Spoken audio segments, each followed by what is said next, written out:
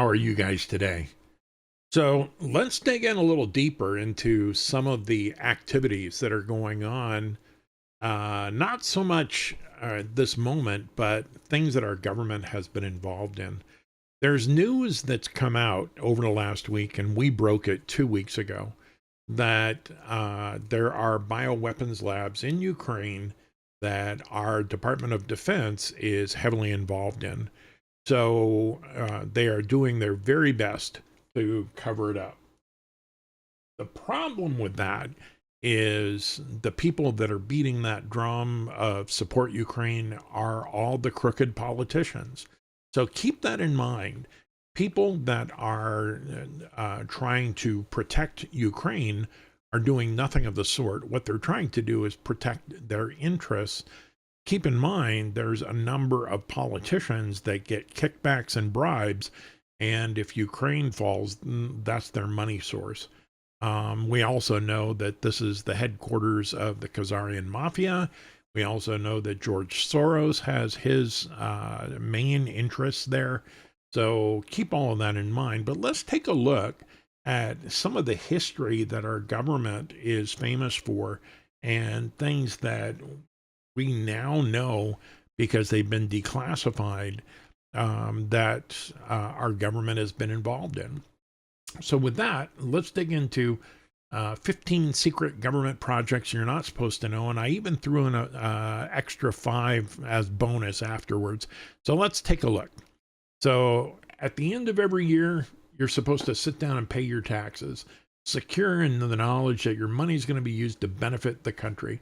But do you really know where that money is going? The money you worked so hard to earn, what exactly is being spent? Is it schools, hospitals, roads, research? These are the sort of things we expect, right? Well, maybe. Or maybe it's being spent by mad scientists who are turning people into mindless killing machines, or deranged paranoid men implanting listening devices in fluffy cats. We'll talk about that because that's real. Maybe your tax money is funding secret government projects that you aren't supposed to know about. It's happened before, which means it's probably still happening right now to this day. And we're learning about the bioweapons labs in Ukraine, so yep, it's happening. The purpose of many of these projects we're looking at today was for military application, plain and simple. With almost unlimited budgets, top secrecy, and very minimal accountability, you'll be surprised what governments can get up to. Often when the cover of a project is blown, they're discontinued, but you should ask yourself whether or not this is a diversion tactic on their part. Maybe the projects continue under new names and even more secretive conditions. Keep in mind, no one can know for sure. And we've all been told stories of mind control experiments, drug experiments, social experiments. What if we find they aren't stories but actual facts? So let's examine some of these. And as always, do your own research. I know what I've discovered. My goal is to get you to do your own wake-up factual research. We haven't even touched on the bioweapons side. Remember, people sent off to war were inoculated with questionable mixtures of vaccines for over 70 years. So we'll get into that next. And actually, it goes back almost 100 years to the Spanish flu. That was a vaccine project by our own government that resulted in millions dead. So let's talk first about Project Iceworm. Have you ever heard of it? Well, what it was building a nuclear missile launch base in our own country. That's one thing. But doing it in another country without their knowledge, that's something else entirely. But it really did happen, and the name of the project was Project Iceworm. During the Cold War, the Americans wanted easy access to strike targets in the Soviet Union, so they decided to build a base closer to their enemy. They chose a site under the Greenland ice sheet and told Danish government officials they wanted to build a research site that would study construction techniques in cold climates. Yeah, sure, right. All right. The name they gave to this cover project was Camp Century. Look it up. The project was canceled in 1966 because of unsteady conditions created by the ice sheet, but the real purpose of the project was only revealed in 95. Keep in mind, there are other bases in icy areas that are off limits to the public. Case in point, Antarctica is off limits to civilians. You should be asking why. Let's talk about one that everybody's starting to learn about, Operation Mockingbird. So, how do we control public opinion using mass media? That sounds pretty plausible for the CIA, right? But whether or not it really happened is still under debate. Not so much anymore, though. We do know and have documented the fact that the CIA has board members on key magazine publications. So suffice to say, it's still in place. According to some, Operation Mockingbird was a huge program run by the CIA from the 50s, which sought to influence the news media for propaganda purposes. It alleged that the CIA funded multiple publications and magazines as front organizations to achieve this, and they may have controlled as many as 25 major magazines at the time. Keep in mind, 500 million that started Facebook was provided by the CIA. So this is still happening today. According to the CIA, Operation Mockingbird was a small operation. It only monitored just 2 journalists who were leaking information about top secret projects, and the agency used surveillance to try and identify their source. What you believe is up to you, but we've seen this in commercial television with the precise same talking points and scripts over the last decade. Do a search on YouTube for Operation Mockingbird news broadcasts, and you'll see literally hundreds using the same script. So remember, if the lips are moving, the mainstream media is lying to you. One that I grew up with, fresh out of high school, was what we called Star Wars. So it was all about a defense program to knock down missiles, or so we thought. So the Strategic Defense Initiative, sometimes referred to as Star Wars, was a proposed missile defense that could protect the United States against ballistic missiles from Russia. Reagan first talked about this in 1983. Although the project wasn't a secret, it was overambitious based on technology of the time. The U.S. set its sights on combining ground-based units with orbital deployment stations in outer space to be able to shoot down incoming intercontinental ballistic missiles. Part of the plan involved using X-ray lasers. In 1993, the project's name was changed to the Ballistic Missile Defense Organization. And although the project was never fully developed or deployed, we're told, the research conducted was paved the way for modern anti-missile systems. This system was renamed to the Missile Defense Agency in 2002 and continues to operate today. What we do recognize that as an outcome of this is this whole thing was a cover for directed energy weapons. These are being utilized today to target and remove Earth-based opponents from outer space. So keep that in mind. Project Twinkle. This is another interesting one. Ufologists believe that green fireballs to be among the best documented examples of unidentified flying objects. The reality is that in the late 1940s, hundreds of people reported seeing these green flashes over the state of New Mexico. The military decided to investigate the matter further, as the objects often appeared over these particular research stations. They launched Project Twinkle in December of 1949 to study these balls in hopes of identifying them. At first, the research seemed to indicate the balls were artificial, perhaps even some sort of Soviet surveillance. But after 2 years, the project was shut down and was announced the balls were some sort of natural phenomenon. They were extremely reluctant to share their results, which makes you wonder. We now know that a lot of this evidence of, quote, other beings that they are now acknowledging as aliens, the reality is these aren't aliens. CERN has helped expose what this is all about. So do a little dig on CERN, and you're going to find that we're talking about portals. And these portals introduce and allow other beings to come and go. Project Rainbow. This one is near and dear to my heart because my ex-father-in-law was involved in it. So he was Air Force. So, and I'm not going to mention his name. But the U-2 project and Gary Powers, which was used to conduct aerial reconnaissance flights over the Soviet Union, Unfortunately, the aircraft was picked up by the Soviets on radar almost immediately. The agency then launched Project Rainbow, a research mission aimed at reducing the radar cross section of the plane to avoid it being tracked. The team experimented with wires and absorbent materials to improve all of these stealth abilities. Eventually, too many people knew about Rainbow, and CIA didn't want the information getting back to the Soviets, so the work was moved to a new project called Gusto, which operated on a need-to-know basis, and the result of this project was a new stealth aircraft, which we now know as the Lockheed A-12. This is a project I'm pretty aware of. Like I said, my ex-father-in-law was involved in it.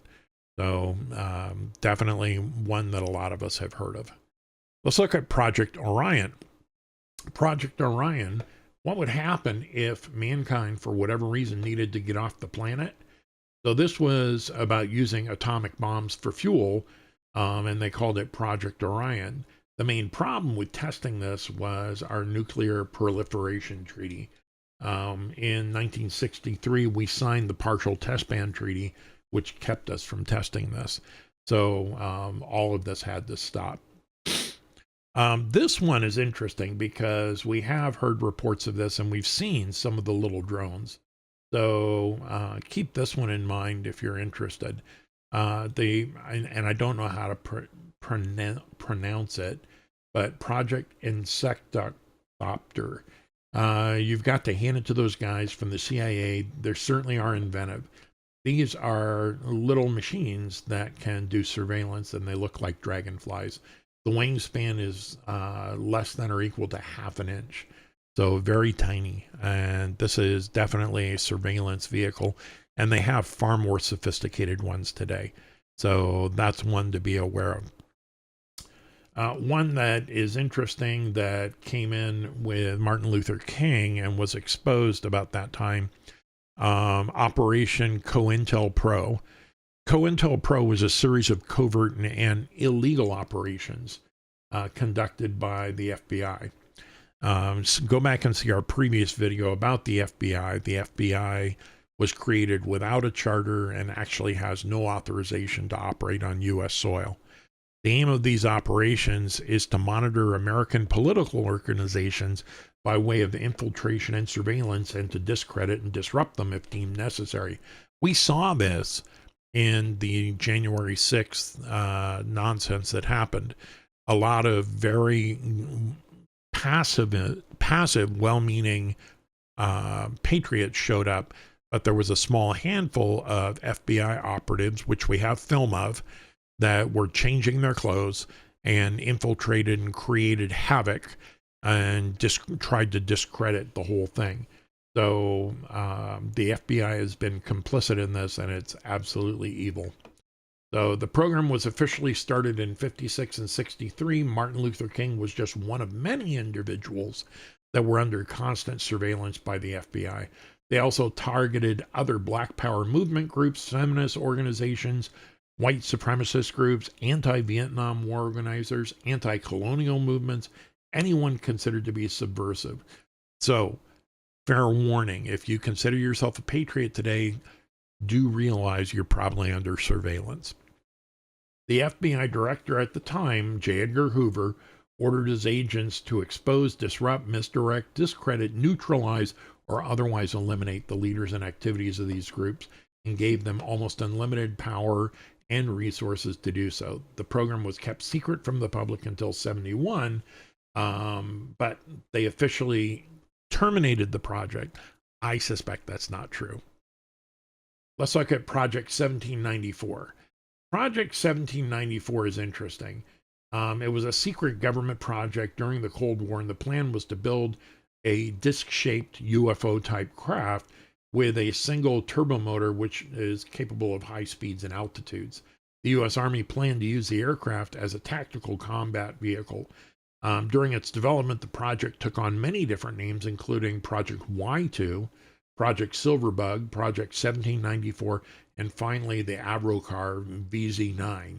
During the program, only 2 were ever produced, and eventually thrust and stability problems caused the project to be abandoned. If you want to see these vehicles, you can visit the U.S. Army Transportation Museum in Fort Eustis in Virginia. Now, this one is disturbing. Project Acoustic Kitty. And what they would do, and I am not a fan of cats, but I am not a fan of animal abuse. So this is just evil, in my opinion. So the goal of this project was to use cats to spy on folks. And this idea seems quite sound. I mean, literally, you're hardly going to expect a cat to be wearing a listening device, right? So, bottom line, in the 60s, the CIA embarked on this project, and cats were trained to be surveillance tools. So one of the programs has gotten a lot of attention recently, and that's MK Ultra. And if you're not aware of the storyline behind it, this is the mind control program that was created by the CIA. A lot of work has been put into trying to dismiss this, which means we should be aware that it's probably true. MK Ultra is, people seem to think, oh, that's sci-fi, that could never happen. But the program experimented on human subjects who were, for the most part, uninformed about their own participation.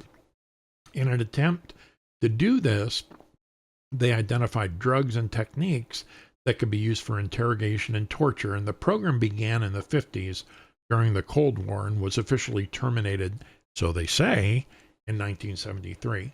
Most of the research centered around LSD and other drugs, but they also experimented with hypnosis, sensory deprivation, long-term isolation, and psychological torture.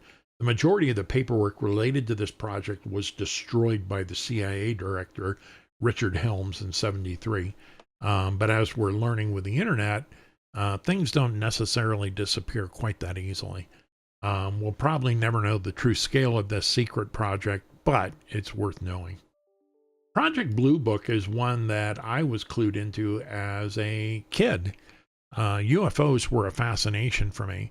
And what's interesting is the Air Force created this as a media ploy to keep people out of their business. It was the third project of its kind, and it followed Project Grudge and Project Sign. Within this project, the Air Force identified UFOs and reports of, quote, alien activity. Their goal was to assess whether or not aliens or UFOs posed a threat to national security and scientifically analyze the data. So the project officially ran from 52 to 70, and a report was published after it was shut down, supposedly, that says there's no evidence of UFOs. Well, if the government says there's no evidence, then there is. Conspiracy theorists believe the program to study these particular things still exists today under a different name, and I would tend to agree. Operation Gold is another interesting project. Operation Gold was a joint effort by the CIA and the British SIS. The goal was to tap into the landlines of the Soviets way before the digital age. So hacking into a phone line wasn't necessarily easy, and they had to physically reach the lines. So they built tunnels.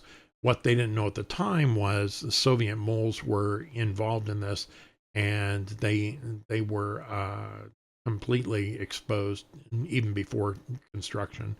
The tunnel cost $6.5 million to build. It was complete. It stretched out over 450 meters into a Soviet bloc country, and the Soviets kept feeding the Americans and British false intel.